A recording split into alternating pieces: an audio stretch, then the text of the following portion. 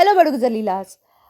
तुम्ही पण विचार करत असाल की बडगुजर लीला का नाही टाकत आहे व्हिडिओ, बरोबर ना? है ना. ॲक्च्युली काय झालेलं की जशी रुचिता गेली ना, तर काय माहिती मजा नाही येत होती. रुचिताला ना नाही काढायला पाहिजे होतं त्यांनी. काहीतरी यांचं इंटरनल असेल की जे तिने, मला असं वाटतं काही कधी कधी, कारण बिग बॉस ही स्ट्रॅटेजी करतात ज्याच्यामुळे तिला बाहेरचा रस्ता दाखवला गेला, वॉडेवर. बट आफ्टर सो लाँग मी लास्टचे 2 एपिसोड्स बघितले. वीकेंडचा वार बोलते, भाऊचा धक्का बघितला. त्यामध्ये ऑफकोर्स राखीला एक ताकीद मिळाली, जशी ना की काही काही गोष्टी करते ना राखी, म्हणजे एक एक बघा सुरुवातीला ती खूप एंटरटेनिंग असते आणि नंतर तिने एक्झॅक्झरेट करते गोष्टी, म्हणजे इतक्या एक्स्ट्रीम लेवलवर नेते, अननेसेसरी.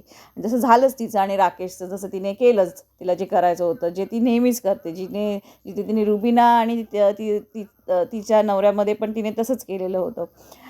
वॉटेवर, पण ठीक आहे, शेवटी ती आहे एंटरटेनमेंटचा फुल पॅकेज.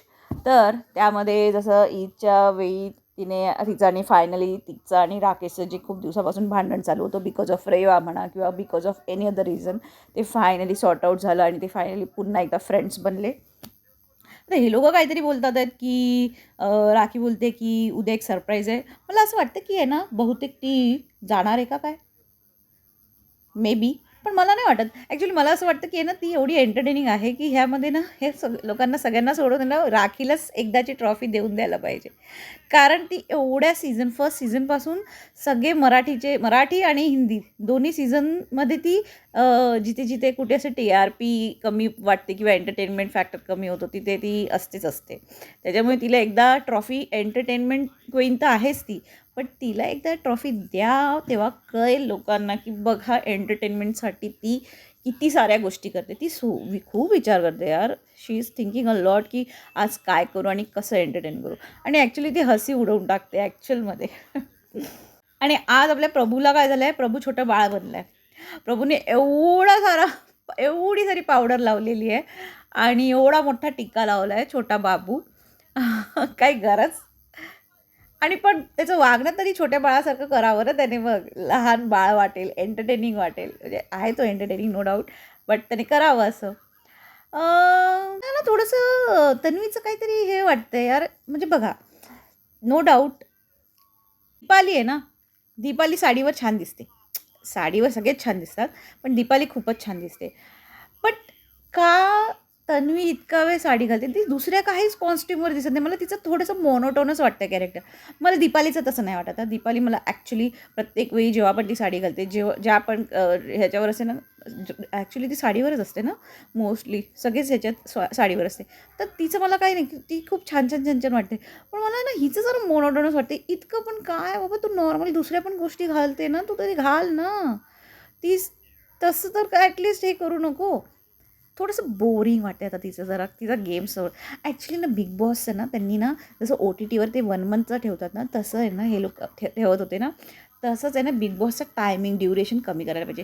जेव्हा ड्युरेशन कमी होईल ना, म्हणजे टायमिंग, दिवस कमी होतील ना, तर जास्त एंटरटेनिंग नॅचरली दिसतील सगळे लोक. तुम्हाला काय वाटतं, प्लीज कमेंट. आणि मी अजून एक सांगायचं राहिलं, बडगुजर लीलाच्या व्यतिरिक्त तुम्हाला जर बडगुजर लीला ते एंटरटेनमेंटचं यूट्यूब चॅनल आहे, ठीक आहे, जे तुम्ही डेफिनेटली सबस्क्राईब करा आणि तुम्ही एन्जॉय पण करता. पण त्या व्यतिरिक्त जर तुम्हाला खूप साऱ्या गोष्टी शिकायच्या आहेत, म्हणजे अशा खूप साऱ्या ना लिगल गोष्टी आहेत, जसं तुम्हाला काही लायसन्स, म्हणजे जॉबसाठी म्हणा किंवा अशा खूप साऱ्या म्हणजे नॉलेजेबल गोष्टी ऐकायच्या आहेत, समजून घ्यायच्या आहेत. खूप छोट्या अशा CA कॉमर्सशी रिलेटेड, अकाउंटिंगशी रिलेटेड गोष्टी, GSTचे काय लॉज आहेत, खूप आहे ना GST, परत कंपनीज ॲक्ट, परत इन्कम टॅक्स रूल्स, हे खूप सारे असतात ना, जे आपल्याला एक नॉर्मल पर्सन, जो लेमॅन लँग्वेजमध्ये तुम्हाला जर समजून घ्यायचं असेल एकदम सुंदर पद्धतीने, तर प्लीज एक सुंदर चॅनल आहे, मी स्वतः सबस्क्राईब केलं आहे, ते आहे Shweta educator 999. Please do subscribe to this channel आणि प्लीज एकदा व्हिडिओ बघा. You will definitely love it. कारण मॅडमनी खूप सुंदर पद्धतीने सगळ्या गोष्टी एक्सप्लेन करतात आणि मला स्वतःला खूप फायदा झाला आहे त्याने. कारण त्या एवढंच नाही सांगत की त्याबरोबर खूप सारे इन्फॉर्मेशन आणि ज्यामध्ये तुम्ही पैसा कमवू शकतात ह्या गोष्टीही मिळतात आपल्याला.